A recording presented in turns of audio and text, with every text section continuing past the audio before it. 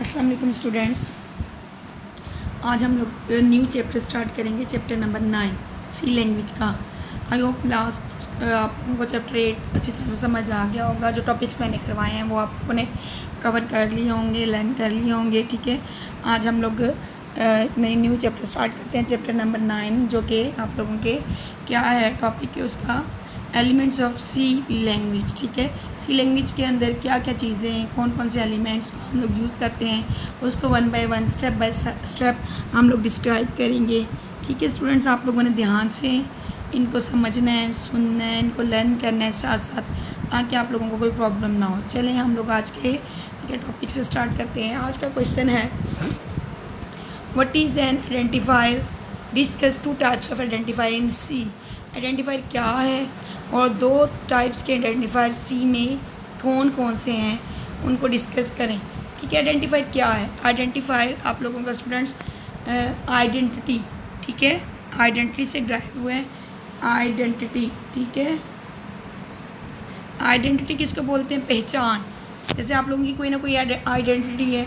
ठीक है, इस तरह से सी लैंग्वेज के अंदर जो चीज़ें यूज़ होती हैं उनका कोई ना कोई पहचान है, वो किसी न किसी पर्पज़ के लिए यूज़ होते हैं। ठीक है, इसलिए हम उनको आइडेंटिफायर बोलते हैं।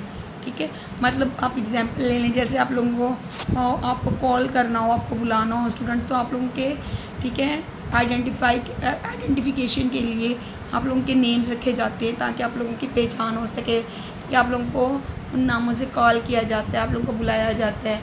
और ना इतने सारे स्टूडेंट्स होते हैं, उन बहुत सारे स्टूडेंट्स में से, ठीक है, किसी एक स्टूडेंट, स्पेसिफिक स्टूडेंट को हम लोगों ने बुलाना है, हमें ज़रूरत है। ठीक है, तो हम उसको कैसे आइडेंटिफाई करेंगे? उसके नाम से आइडेंटिफाई करेंगे। ठीक है, हम उसके नाम से उसको कॉल करेंगे। इस तरह से सी लैंग्वेज के अंदर भी बहुत सारी चीज़ें यूज़ होती हैं।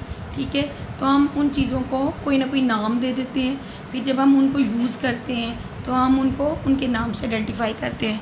ठीक है स्टूडेंट्स, आप लोगों को समझ आ गई होगी। तो आइडेंटिफाई की क्या डेफिनेशन है हम लोग वो देख लेते हैं। An identifier is the name, ठीक है, आइडेंटिफाई नाम है, given to the variable, constant, function और label in the program. C language के अंदर जब हम लोग प्रोग्राम बनाते हैं तो हम क्या देते हैं? नाम दे देते हैं। ठीक है, आइडेंटिफाई क्या है? नाम है जो हम लोग दे देते हैं। हम ये नाम किसको देते हैं? वेरिएबल्स को देते हैं, कॉन्स्टेंट्स को देते हैं, फंक्शंस को देते हैं, लेबल्स को देते हैं। ठीक है, ये आगे हम डिटेल में देखेंगे कि वेरिएबल्स क्या होते हैं, कॉन्स्टेंट्स क्या होते हैं, फंक्शंस क्या होते हैं, लेबल्स क्या होते हैं सी के अंदर। ठीक है, हम इनको कोई ना कोई नाम दे देते हैं, वेरिएबल्स को, किनको? ठीक है, सी लैंग्वेज के अंदर हम किनको नाम देते हैं? वेरिएबल्स को देते हैं।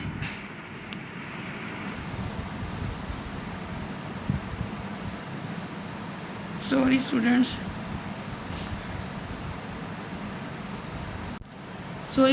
मिस्टेकली बंद हो गया था। तो हम क्या बात कर रहे थे कि आइडेंटिफाई, ठीक है, नेम्स हैं, ठीक है, जो हम किसको देते हैं? वेरिएबल्स को देते हैं, कॉन्स्टेंट्स को देते हैं, फंक्शंस को देते हैं, लेबल्स को देते हैं सी, ठीक, लैंग्वेज के अंदर प्रोग्राम्स को बनाते हुए। ठीक है, identifier is an important feature of all computer languages. ठीक है, ये बहुत ज़्यादा इंपॉर्टेंट फीचर है तमाम कंप्यूटर की लैंग्वेजेस के अंदर। ठीक है, वो आगे कह रहे हैं कि good identified name should be descriptive but short. Descriptive मतलब मीनिंगफुल होना चाहिए नाम, एक तो मीनिंगफुल होना चाहिए, नाम से हमें फ़ौरन समझ आ जाए कि ये नाम किस पर्पज़ के लिए यूज़ हो रहा है, और शॉर्ट होना चाहिए, लेंथी नहीं होना चाहिए। ठीक है, तो डिस्क्रिप्टिव किस तरह से डिस्क्रिप्टिव होगा? जब आगे हम लोग यूज़ करेंगे नेम्स, वेरिएबल्स के, कॉन्स्टेंट्स के, तो आप लोगों को समझ आ जाएगा। ठीक है, आइडेंटिफायर इन सी लैंग्वेज में कंसिस्ट ऑफ 31 कैरेक्टर्स। मतलब कोई नाम देना है हमने किसी भी वेरिएबल, कांस्टेंट, फंक्शंस या लेबल्स को, जिसको हम आइडेंटिफायर बोलेंगे, वो आप लोगों का 31 कैरेक्टर्स के अंदर होना चाहिए। 31 कैरेक्टर्स से आप लोगों को एक्सीड नहीं करना चाहिए।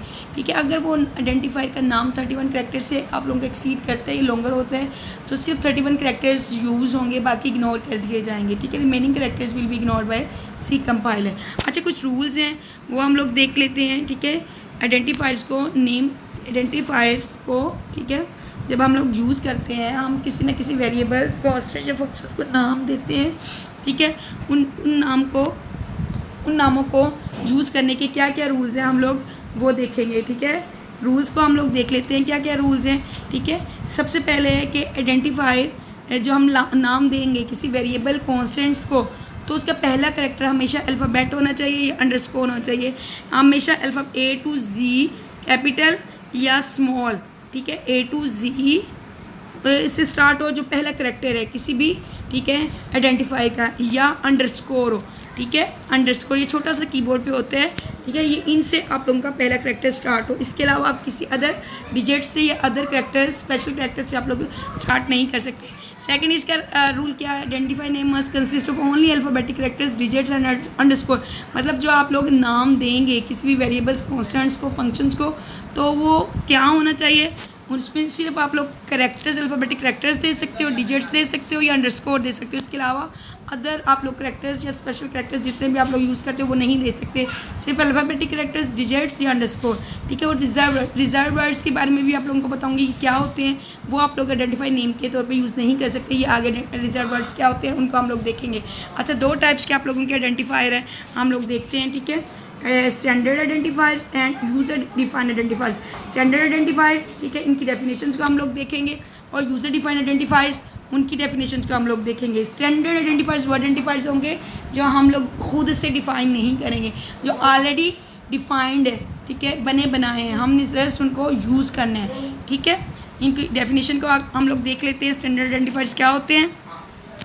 A type of identifier that has special meaning in C is known as standard identifier, ठीक है। सी लैंग्वेज के अंदर, ठीक है, जिन आइडेंटिफायर्स का कोई स्पेशल मीनिंग होगा किसी स्पेशल पर्पज़ के लिए, हम उनको इस्तेमाल करेंगे, ठीक है, वो आपके स्टैंडर्ड आइडेंटिफायर हैं, ठीक है।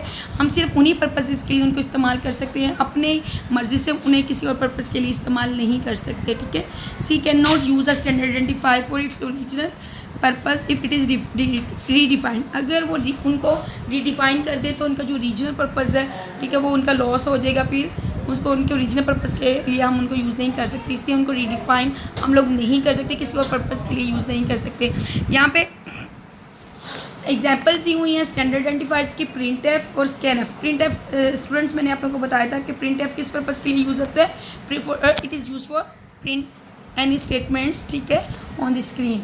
ये प्रिंट एफ और स्कैन एफ ये स्टैंडर्ड आइडेंटिफायर हैं, ठीक है, इनको हम लोग यूज़ करेंगे। ये पहले से ऑलरेडी आपके सी में पहले से डिफाइन है, इनके पर्पसेस भी, और उन्हीं पर्पसेस के लिए हम लोग इनको यूज़ करेंगे, अदर पर्पसेस के लिए हम इनको यूज़ नहीं कर सकते।